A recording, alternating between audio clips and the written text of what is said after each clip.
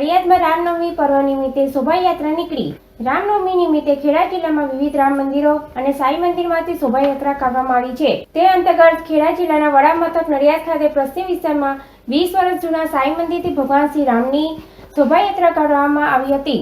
રામ સિયા રામ જય જય રામ, રામ સિયા રામ જય જય રામ।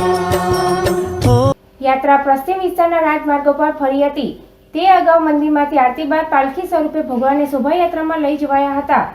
હર્ષ ઉલ્લાસથી ફટાકડા ફોડીને અને અગ્નિ પ્રગટાવી આ યાત્રા સાઈ મંદિરથી નીકળી હતી। આ યાત્રામાં યુવા અગ્રણી વિશાળ મિસ્ત્રી સહિત અનેક આગેવાનો જોડાયા હતા।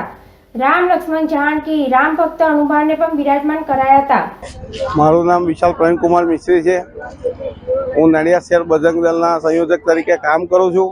નડિયાદ પશ્ચિમ વિસ્તારમાં આવેલ શ્રી સાંઈ સદાવર સાંઈ મંદિર દ્વારા આજરોજ સાંઈ બાબાની પાલખી યાત્રા તથા રામનવમી નિમિત્તે રામ ભગવાનની ભવ્ય શોભાયાત્રા કાઢવામાં આવે છે।